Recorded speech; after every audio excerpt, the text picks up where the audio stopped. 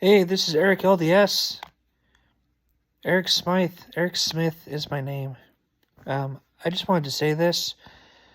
Here, 10 seconds in, most of you have already clicked away.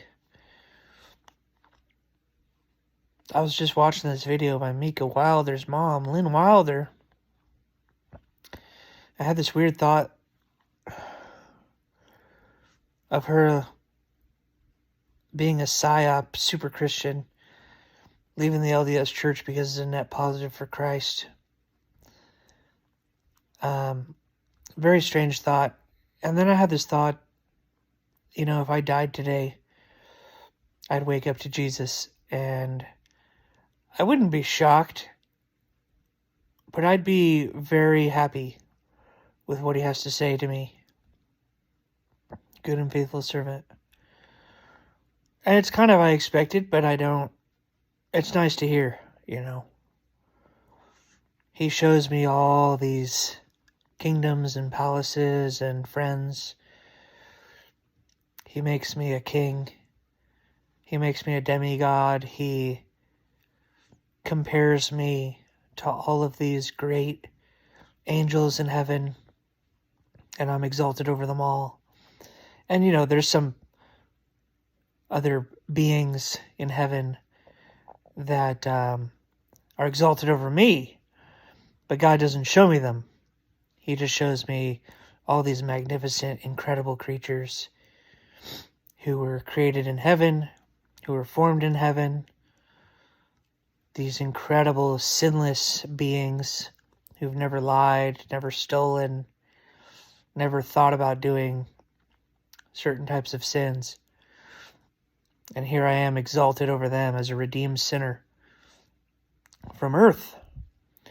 And I'm extremely rich. I don't have unlimited money, but I have enough to pretty much buy, pretty much anything. And my imagination is 10,000 times what it was on earth. I have access to all sorts of things, and I could be in 26 places at once, and heavens of heavens of heavens, and the glory that Christ has is infinite. But the glory that I have is a cosmic fractional infinity as well. And my glory is huge. And Jesus says to me, what do you think? What are you thinking? And I say to him, yeah. So I was thinking I go back to Earth right now. I'm 32 years old. There's some things I have to learn still on Earth. But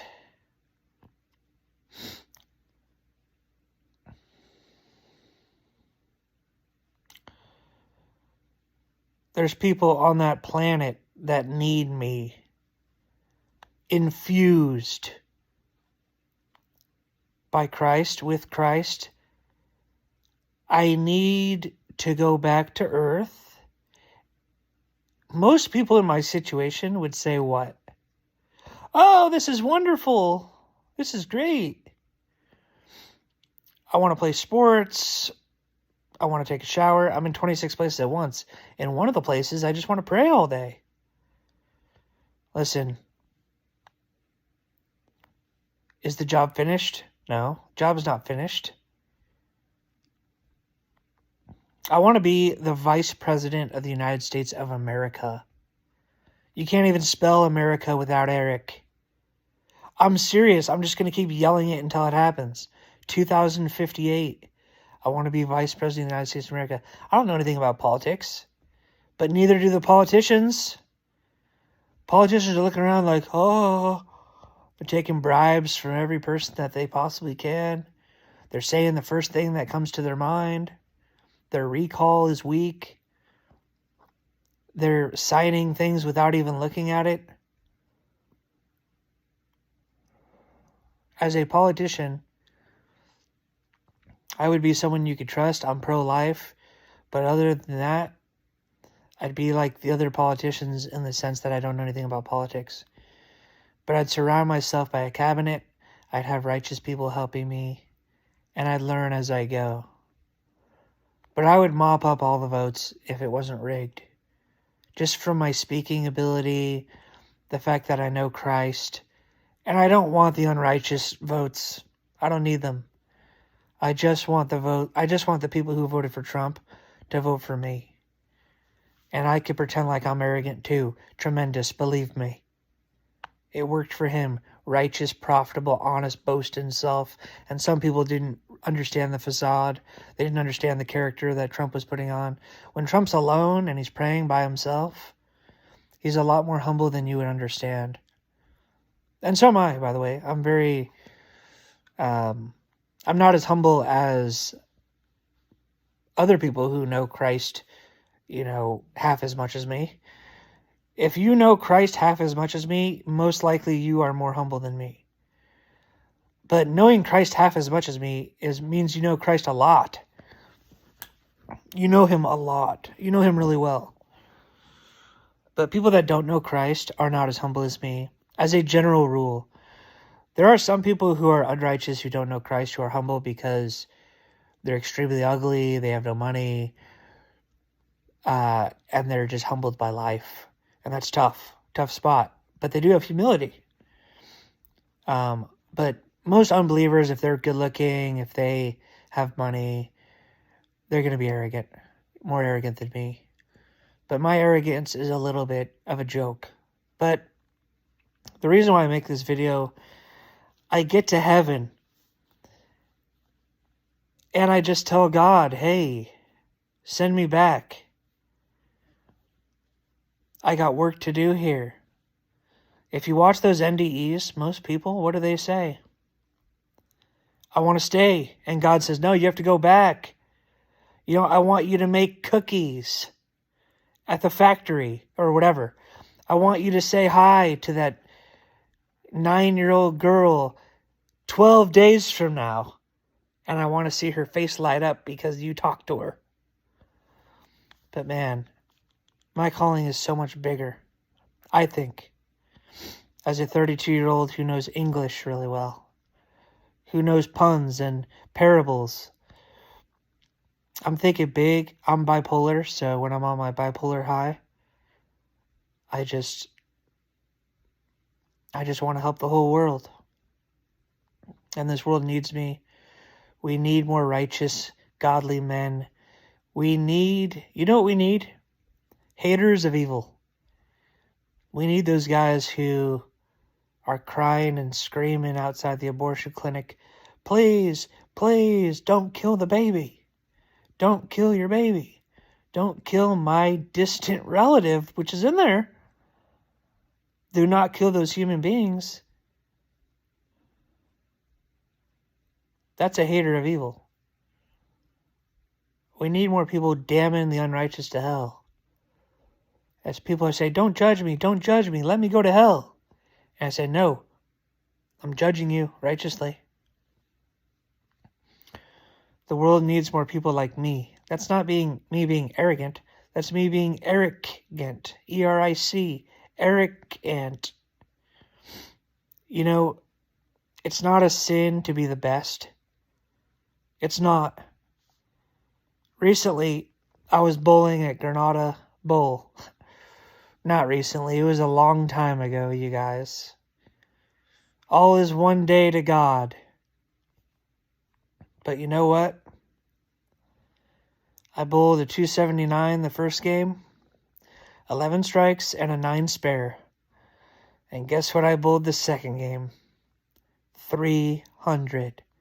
12 strikes in a row, 23 out of 24, 279, 300. So I'm turning a 579 for 2 games. And a 579 is a lot higher than most people get in 4 games. There are some good bowlers who a 579 is pretty good for 3 games. It's like that would be a 190 average would be 570 for 3 games. 579 for 2 is remarkable. A really good professional bowler, is usually going to turn a 480. 240 average is very good. Very, very good. Some of the best bowlers in the world average 240, 237, 235. There are some pros on tour who average 231, on league, right? Man. Game 3, strike. My dad comes down to watch. I bowl a 9 in the 3rd frame, unlucky. I pick up the spare, strike. I need one more strike for the house record, assuming I don't gutter in the 11th and 12th frames. The 10th frame is very strange in bowling.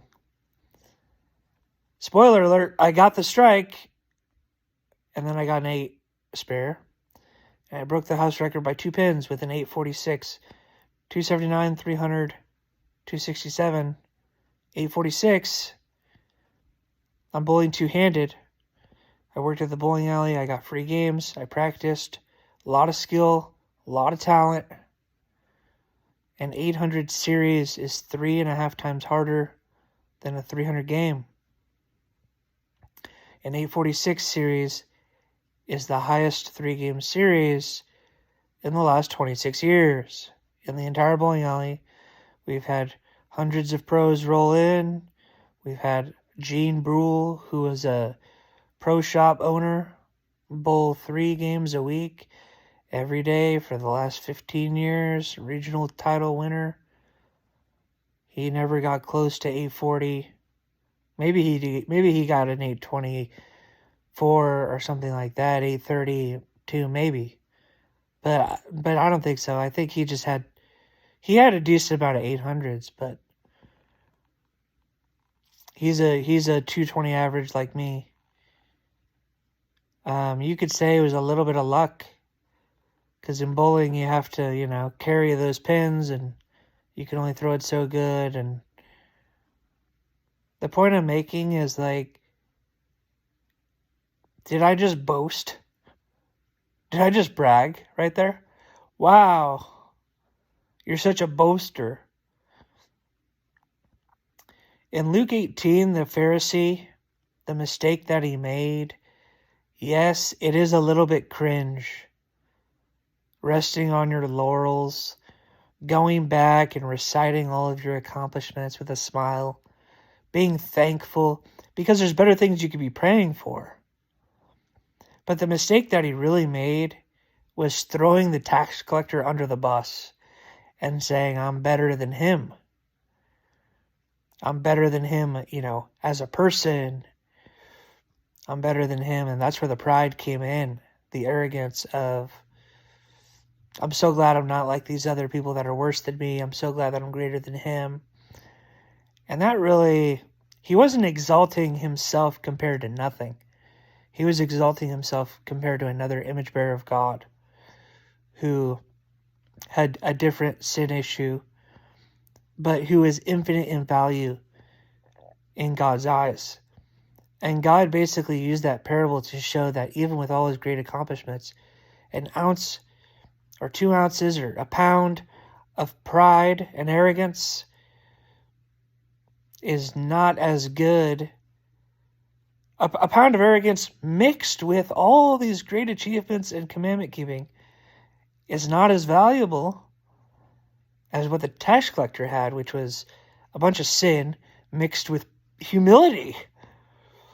So the humility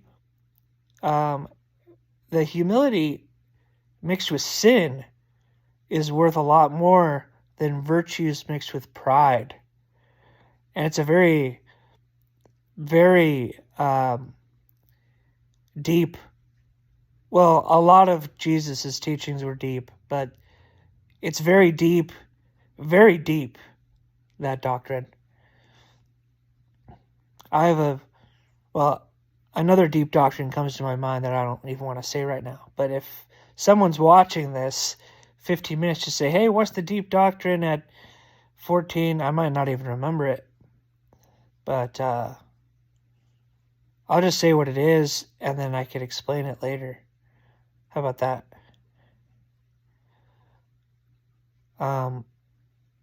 No, if I remember it, I'll tell you. I'm not going to say it. Anyways, I want to make this video. And here at the end, I just want to say it's okay to exalt yourself. It's okay to say, hey, I'm better than the lions and the tigers and the bears. I'm better than a flock of birds. And you can go right to scripture where it says it. I'm an image bearer of God. I'm great. False humility is worse than nothing. I would rather have nothing than false humility. And false humility, I mean, it's bad, but there's obviously a lot of worse things than that. I see what you're going for with the false humility, but to exalt a dog or a cat over yourself because you're trying to be humble is an abomination. And false humility is rooted in dishonesty and lies. Having a reverse ego. Saying, oh, I'm bad at bowling. I'm not bad at bowling. I have the house record. By the way, somebody beat me already. We got new lanes. They were synthetic instead of half wood, half synthetic. PJ Haggerty came in a tournament and beat my high series. I still had the league house record, but I heard somebody beat me. I think 858, 279, 279, 300, something like that. 858. So congrats to him. But I'm still second or third best ever at the local bowling alley, which is pretty good. So I think I should be immortalized as a good bowler. Now, what value does that have, being a good bowler? The answer is not that much, but I'm using it as an example of why it's okay. I call it the frequency of righteous, profitable, honest boast in self, which is pride and joy, which is different than pride and arrogance. It's not a sin to want to be the best. Matthew 11:11 says, out of any man born of a woman, none is greater than John the Baptist. And what that means is God knows who's 1, who's 2, who's 3, who's 4, who's 5, who's 7, who's 10, who's 30. He has them ranked. He has the hierarchy. And at the end of the verse, it says, even he is weak compared to the weakest angel who is in heaven. The weakest angel who is in heaven, guess what? God tells him, you're better than all the humans in their current form. But you're weak compared to all the other angels in heaven. The middle angel, he says, oh, I'm so weak compared to these big angels. All the better angels. God says, yes, but look, you're better than all the other weaker angels. It's amazing. Righteous, profitable, honest, boast in self. Just say it how it is. Tremendous, believe me. Now, if you're not very good at bowling, and you say you're the best bowler, well, that's a problem. That's dishonest. You know, Ray Allen is a fantastic basketball player. But he would be straight up delusional to be like, oh, I'm better than Michael Jordan. Overall, I'm a better shooter than Steph Curry. That's not true.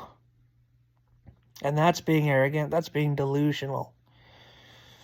You know, there was this Scalabrine challenge. It was the worst NBA basketball player in the National Basketball Association. And he had the worst stats in the video game NCAA basketball. And he put out a challenge. I'll play anyone in the world that's not in the NBA one-on-one. You can't be in the Euro League, but, you know, there's a few rules. But, like let's go 1-on-1, and I'll put up some money or whatever, and if you win, you'll get these little prizes. And a bunch of really good basketball players flew in to the gym that day, and they played to 11 1-on-1.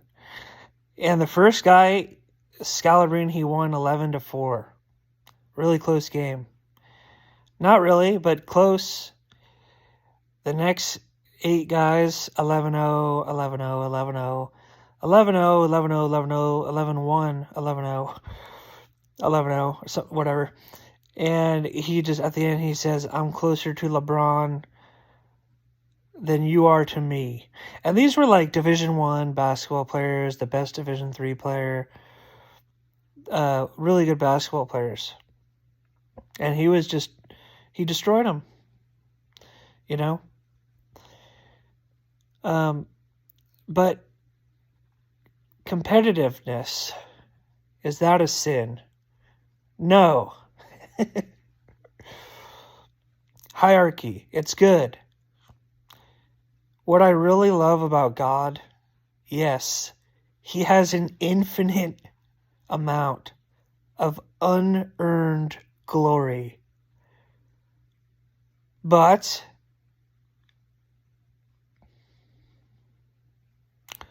he has infinite amounts of earned glory too. And personally, I don't really care about God's unearned glory, even though I realize that he has it.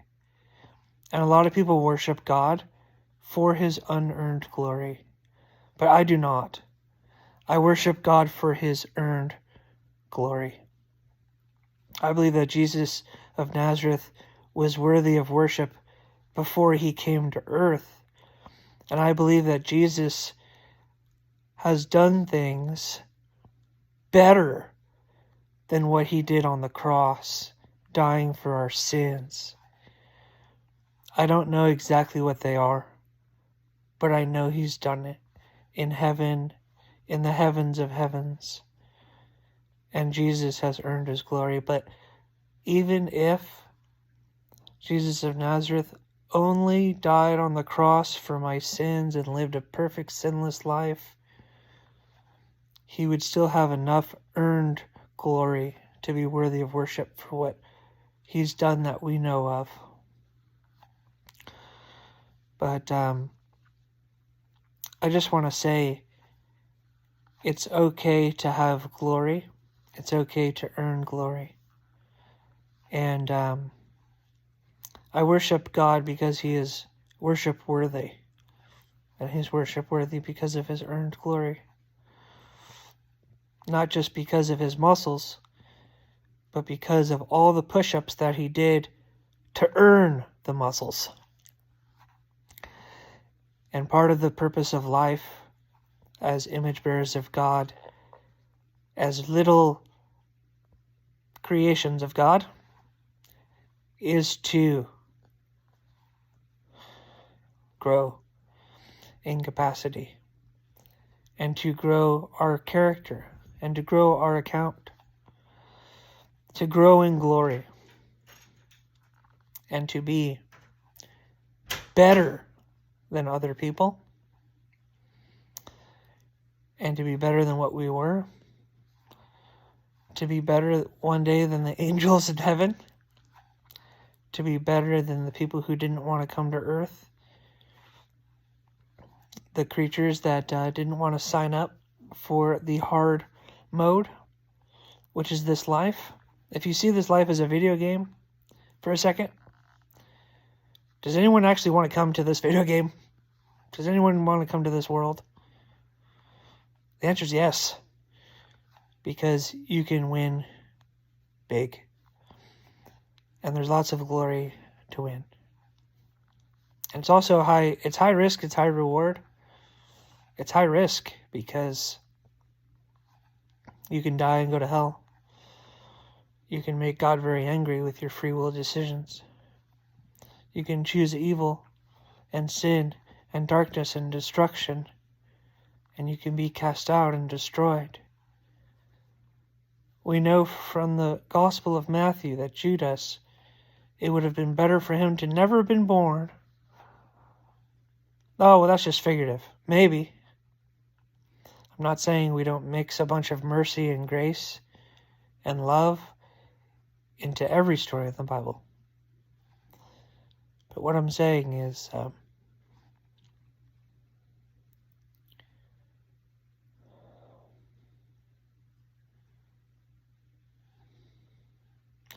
our choices, our decisions, what we sow, we will also reap. The Bible talks about eternal rewards when we do good things, when we do good deeds, when we sow seeds of righteousness and holiness and love. Of course, we will reap a harvest. And there is a hierarchy in heaven.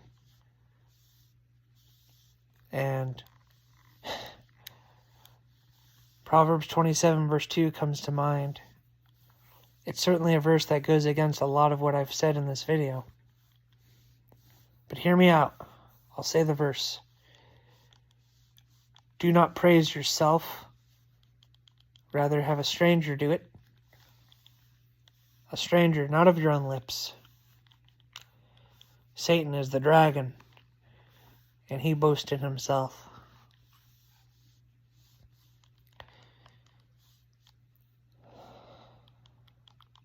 So you got to keep things in perspective. There's a time and place for everything. Isaiah 43:10, God says, I am God, there is no other gods beside me. Isaiah 42:8, I am Yahweh, my glory I'm not willing to share with another. John 14:6, Jesus says, I am the way, the truth, and the life. No one comes to the Father except through me. Proverbs 3:34 also comes to mind. The Lord mocks mockers, but gives grace to the humble. You know, I was at the poker table a few years ago. I love poker, by the way. It's my second favorite card game. A lot of people are in a state of sin when they play. Proverbs 24:9 says, the thought of foolishness is sin. Idolizing money is a sin. Love of money is a sin. But gambling, not a sin. And it's certainly not a sin for me, and I know it.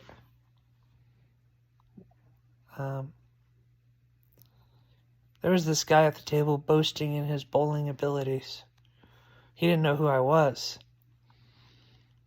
And he has like a 208 average, very good bowler. Obviously, 208 is really good. He probably had a 1 perfect game. I have 20 perfect games. But he probably had one, maybe a 299 or something. A lot of people get nervous the first time they get up there, 11 strikes in a row.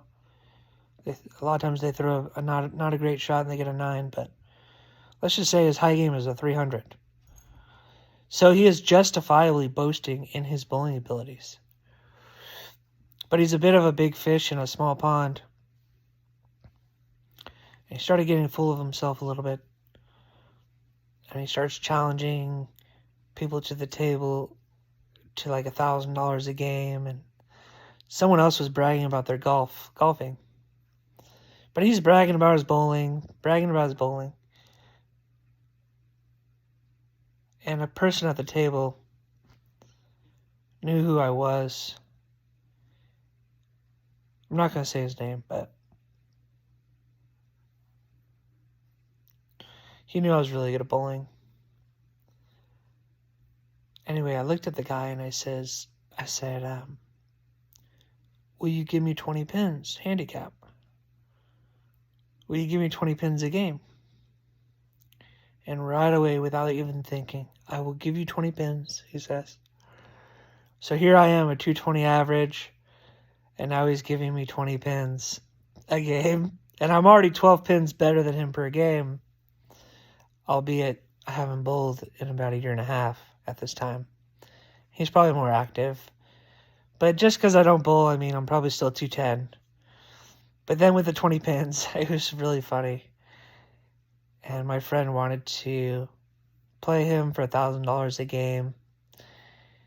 And we could have taken his money and stuff. But I said no. I knew in my heart, my conscience, I'm too old for this, spiritually. And I didn't want to. And he was a kind of a cool guy, and I just didn't feel led to do all that. And it really was kind of a silly thing that kids do. But I just kind of wanted to say that story here at the end. It's pretty interesting how there's always somebody better than you. I went to regional tournaments, and the first one I bowled so good. I bowled as good as I could possibly bowl. There were 63 bowlers, and they paid the top 20, and I took 21st. And they put harder oil on the lanes. Well, the second regional I went to, I took 62nd out of 65. The lanes were a little bit easier, but the scores were so much higher. Everyone found out how to exploit the lanes. Everyone just throws the ball so beautifully, and everyone was a little bit smarter than me, and mentally I wasn't really quite there. I was treating it like league, and everyone else was treating it like a regional tournament, which is what we were at, a PBA tournament. And I threw the last game away. I was already out of it. I could have took 57th if I really tried, I think. But the idea was, I'm really not that good at bowling. So I kind of gave up bowling, which is a very humbling thing.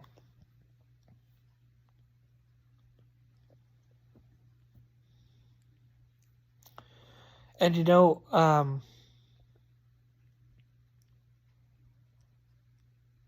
want to say this about God, too. He's shown me a couple things about himself. And God is extremely, what I'm going to say is, God is extremely humble. Humility that you wouldn't even believe. A lot of Christians think, when they think of God, they think of a big, massive, Augustinian, huge, Herculean God. And they should, because it makes sense. And they see this giant guy with his foot on a rock eating an apple. And they think that the God of gods, of gods, of gods, on the throne of thrones, of thrones, of thrones, is arrogant. Similar to Julius Caesar and,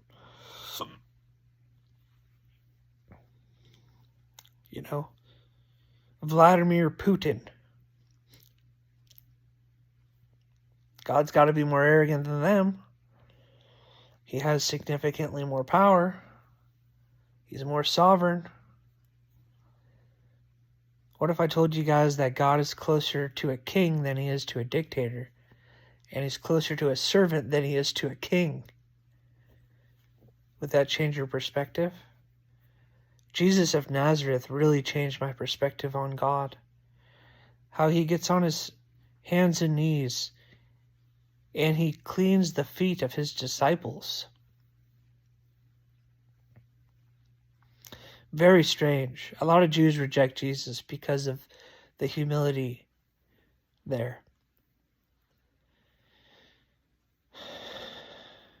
What if I told you God was like a 4-year-old child and he's on the top of a mountain and he's crying and the tears are rushing out, gallon of tears per minute, just bursting out of his eyes. And he just wants to worship a greater God than himself, but he can't. He can't find him. He's looking every Friday night. He looks in the heavens of heavens of heavens of heavens for a greater God, and he can't find him. And all he wants to do is worship a greater God. And that's where his heart is. I mean, would that change your attitude? That's the God that I worship. He's that humble, and he shared that about himself to me.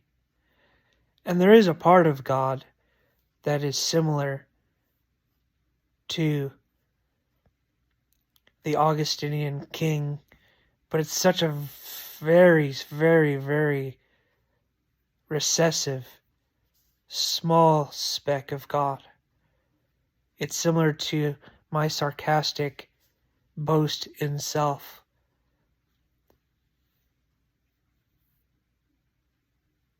In bowling, you know? Yes, I'm good at bowling, but I don't even micro-idolize my bowling anymore. When I was back in the day, I did, for sure, and it was bad. And I used to really tell people, if you go back, I mean, all my Facebook posts back in the day was, I mean, I'd bowl a perfect game and I posted to Facebook. It was my identity. It was like, I really enjoyed those, and I still enjoy it, but it's a little bit different. And I'm not saying it was truly arrogant or evil or anything back then, but the whole idea that I was evangelizing, I mean, it was bad. I was evangelizing my bowling ability back then.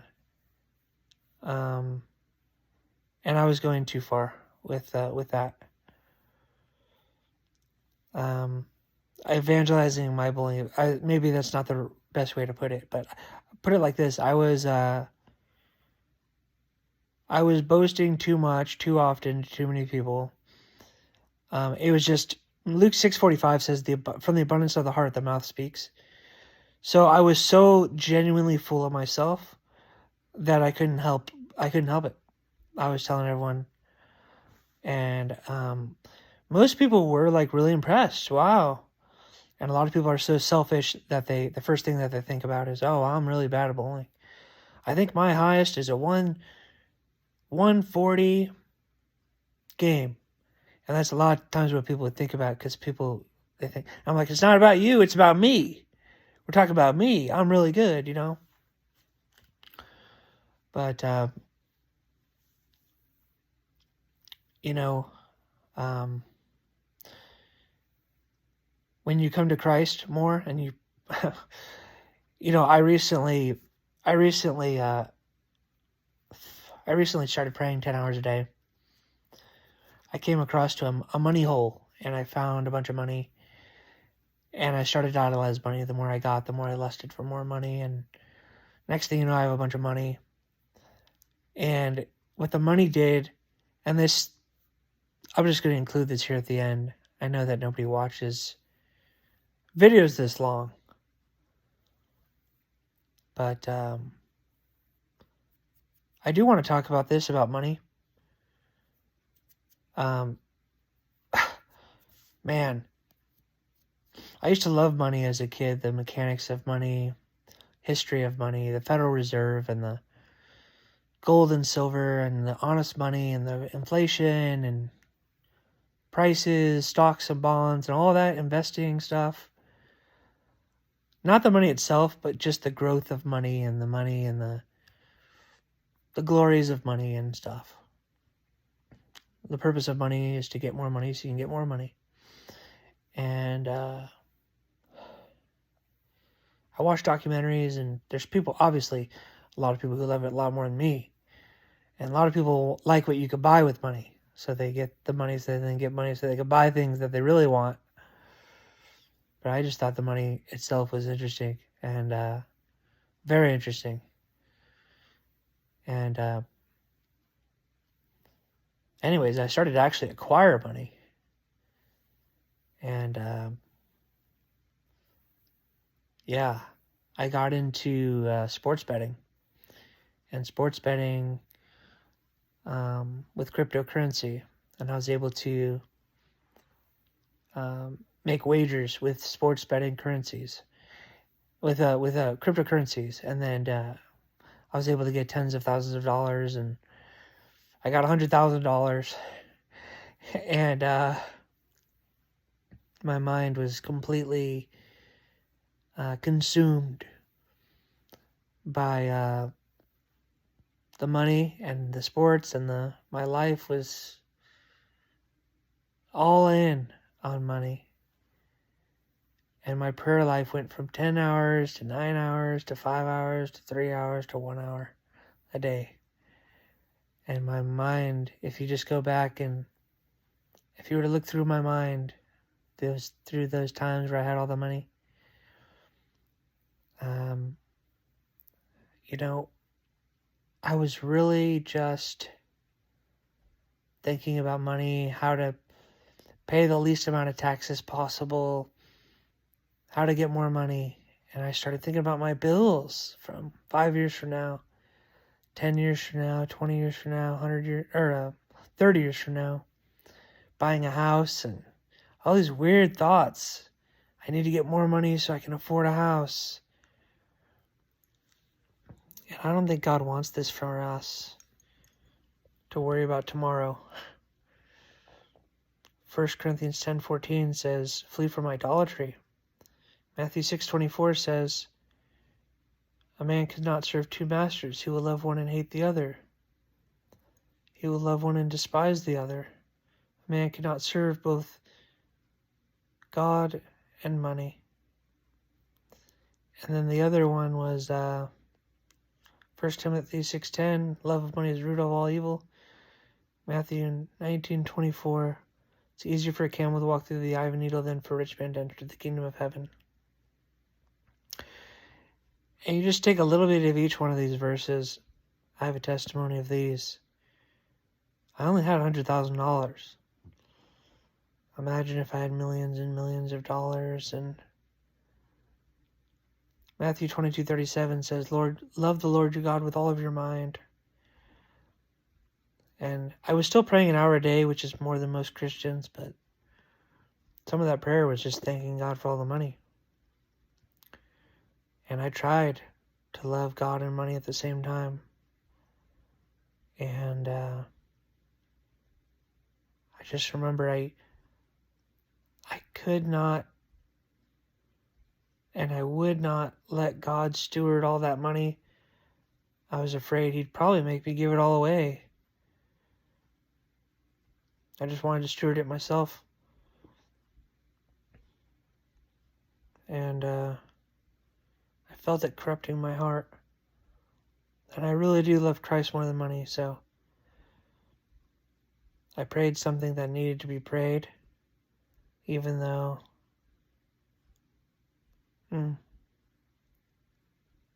hate to see it go, but I prayed, Lord, can you take away the money? I didn't say it in those words, but I said, Lord, if you take away the money, if the money goes away, I will still love you.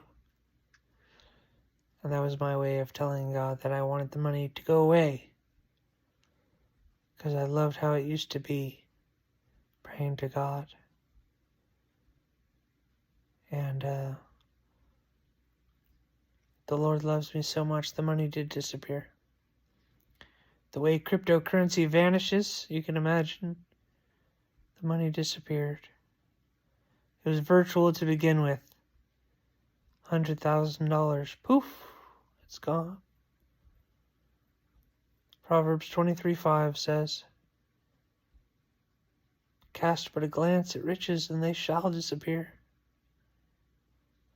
They will grow wings and fly away like an eagle. Ask anyone who's ever won the lottery. Within 7 years, 70% of them have declared bankruptcy. Millions of dollars. Money is not a good thing. We're told in passing in the Proverbs that money's great. Proverbs 22:1 says, gold and silver have great value. A man's reputation has much greater value. It's axiomatic that gold and silver have value, that money is worth something. It's worth a lot. People are willing to do some crazy things for money. But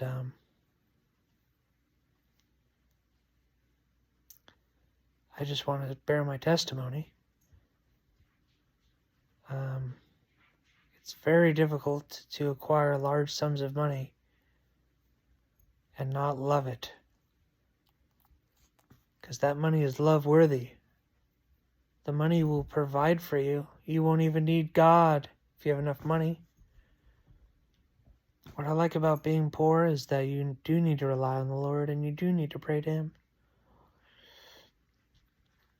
I'm recording this on an iPhone in a pretty nice house. This is my cousin's house. But I'm pretty well off. I'm in America. But man, there are homeless people in this country. I'm yet to meet one that's atheist or agnostic. They're all close to God. They need Him for every meal, every day. After what I've been through, I pray for the rich a lot more than I pray for the poor. A poor person already knows God. He who is last will be first. He who is first will be last. Many that are last will be first. Many that are first will be last. It's a blessing to be poor. It's a curse. Poverty is a curse. It's a blessing to be poor. And it's, you know how they say it's like more money, more problems? That's true. Spiritual problems. Problems in the mind. Problems that corrupt you. You don't know who your friends are, and you know, there's this rich man who made a video. He was so rich that he could buy a $20,000 meal and it tastes like fast food. It's too cheap. It's just such a small percentage of his net worth. It's hard to respect the food. Whereas a homeless man, he's hungry. He gets $10, $20, and he buys this really cheap food, but it's everything. Interesting. But money, it does change people. They say that large sums of money, you know, it makes you more of who you are. Whatever, it's true, it as well. But money does change you. It changes your mind, your thought patterns, and stuff like that. When I was younger, I said that a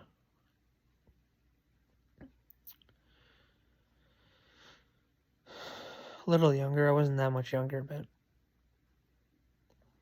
what would you do if you won the lottery? The lottery was like record highs. I said, I just give it all to Africa right away. They all took turns saying a bunch of selfish things, and then I said, I give it all to Africa. And I was serious, but the only way I would do that is if I had that mindset going in to the ticket. If I bought the ticket and I promised God. But if there wasn't a promise, I would buy the ticket and I'd say, yeah, I'm probably just going to give it all to Africa. And then all of a sudden I'd win the money and look at the money and all these thoughts would come in. And I'd say, I'll just give 10%. You know, that's like a tithing number.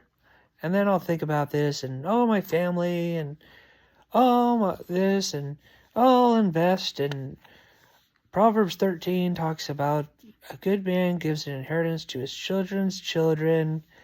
And the next thing you know, you don't even give away half the money. And you're just consumed.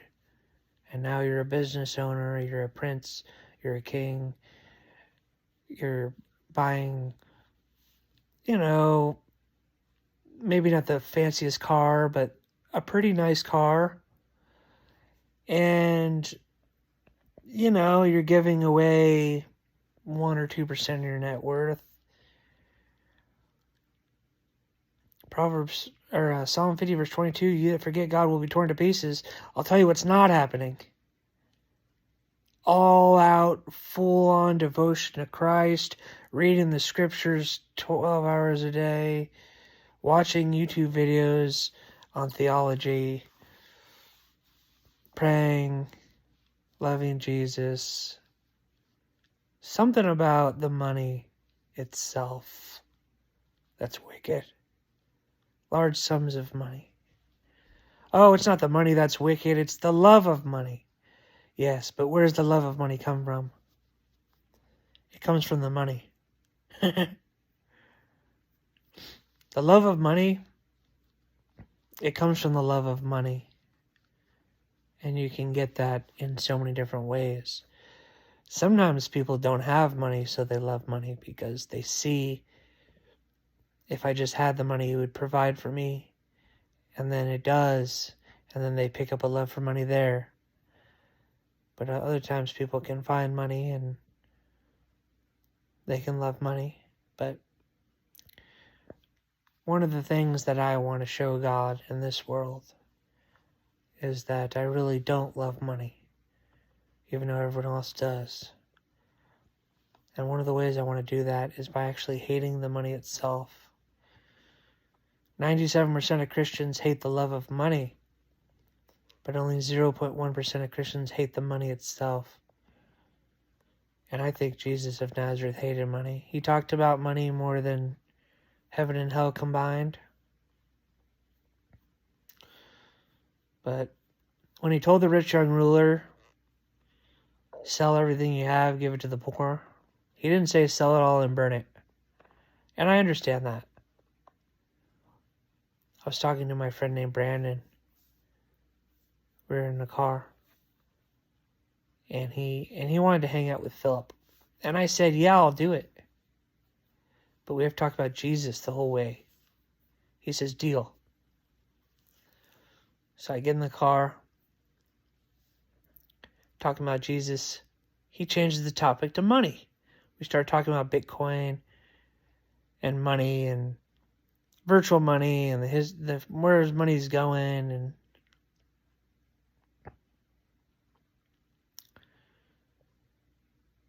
I asked him, do you love money? He says, yeah, I do. So I want to show you something. I opened up my wallet. I had a decent amount of blue bills in there, $100 bills. And he says, look at this. I said, look at this. And I was spirit-led, so it's all good. And I show him the $100 bill. I roll down the window. We're on the freeway now. And I let it fly out the window. $100. And his stomach, oh, whoa. He says, that's not coming back. Wow. And it was the visual. Because I wanted him I wanted to show him my heart and how, compared to my love for Christ, I really don't have any love for money. My love for money is very sarcastic, and it's very in its proper place. And maybe, I have actually a quote on Facebook, facebook.com/ or Eric Smythe, SMYTH, on Facebook. But I had a post, respect money like Solomon, semicolon, disrespect money like Jesus. Respect money like Solomon is talking about the Proverbs and how money does have value. You can give it away. You can exalt the poor. You can provide for people. You can give it to people, convince people to do hard work and labor with a smile on their face, knowing that they can take the money and swap it for things that they like. So to say money has no value is pretty foolish. But the second part of the quote, disrespect money like Jesus, when you compare money to spiritual things, money becomes worthless, and in some cases worse than worthless. And that's what Jesus was talking about. So if you plug that quote into ChatGPT or artificial intelligence, say, hey, what do you think about this quote? Respect money like Solomon, disrespect money like Jesus. Explain with depth, and you'll get a great answer by ChatGPT. And he'll say exactly what I think, what I was going for. 4-paragraph, 5-paragraph message there. And I just want to say, yes, money will help your life a little bit, and it will ruin your life a lot.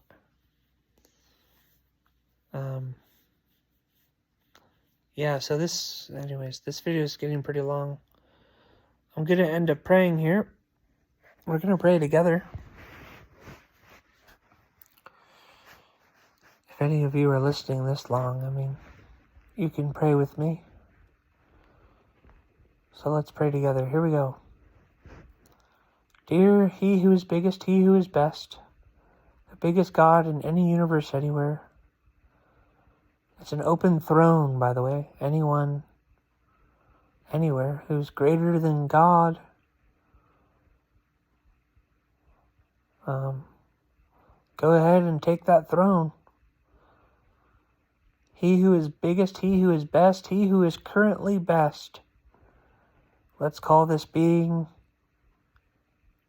Teenage Jesus Christ. Lord, I'm not going to speak for the other people who are listening here. I'm just going to speak for myself. Sometimes when I pray, there's other people in the room, and I can speak for them. And I'll say, we love you. But Lord, I don't know who's listening to this, and I don't want to include them in this prayer. So apparently this prayer is just me and you. So Lord, I thank you so much for this life. And I know there's a Bible verse that says, do not pray to be heard by others. So I think I'm going to turn this recording off, and I'm just going to pray to you. If I'm not going to have other people included in the prayer, then there's no point in having it being recorded. So